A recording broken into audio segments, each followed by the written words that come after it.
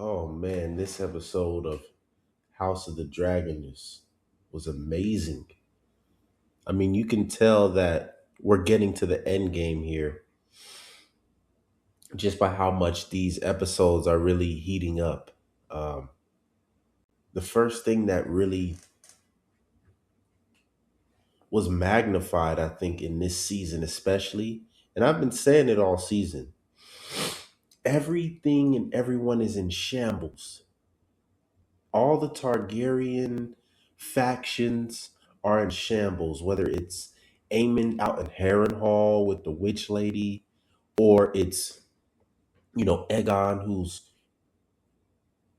burnt in half and, um, traveling with Lannister and Larys. Everybody is in shambles. Rhaenyra, nobody's listening to her.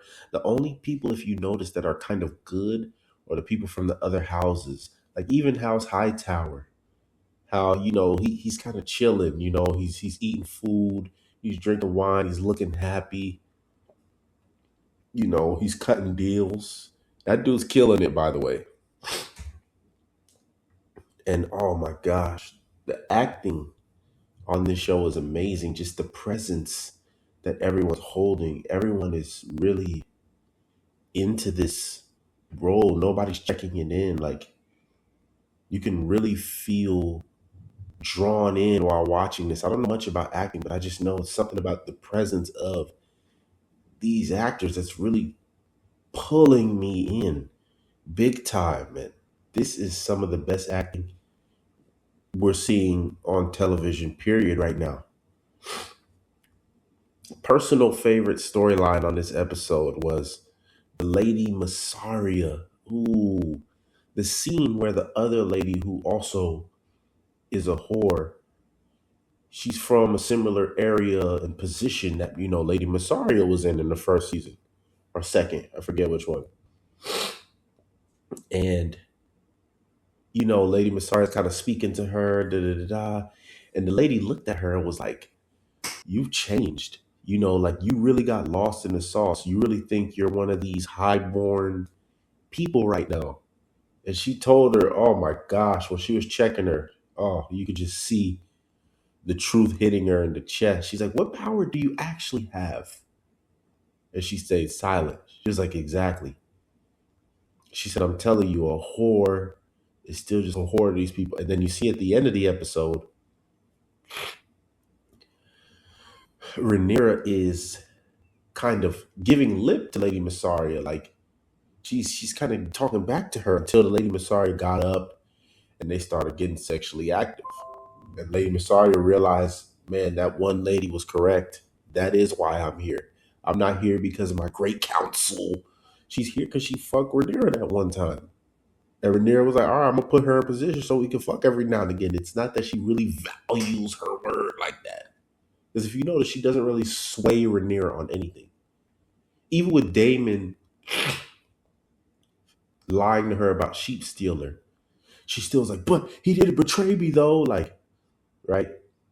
And the Lady Messiah realized, it's true. I need to keep fucking Rhaenyra every every now and again to keep my position. Oh my gosh, that part was awesome. You know, oh my gosh, the best scene of the season so far was Aegon. Aegon giving his final speech, his final stance, and then his dragon wakes up and stands behind him. And he's like, he turns around, he's like, Sunfire? And I was sitting here, I got so hyped. He was like, Dracarys.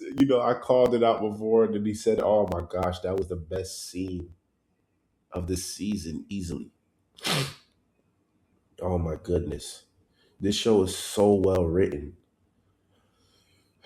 Like, because now Laris ran away, which was practical, but one thing I'm noticing, I think the state of mind you're in, is also going to determine the state of your dragon. Because you saw his dragon just rose up when he finally start to become stronger and more confident. Aegon really is a king, bro. That scene was so fire. You know, I love the scene. Also, I want to go back to the one maybe Masaria. I've been in that position. That's why I knew like what was gonna happen. Like, you see how Rhaenyra started giving her lip. Look, someone wants to have sex with you, and you are ignoring them. Eventually, they'll get mad. You know. Oh my gosh, whew, this is amazing.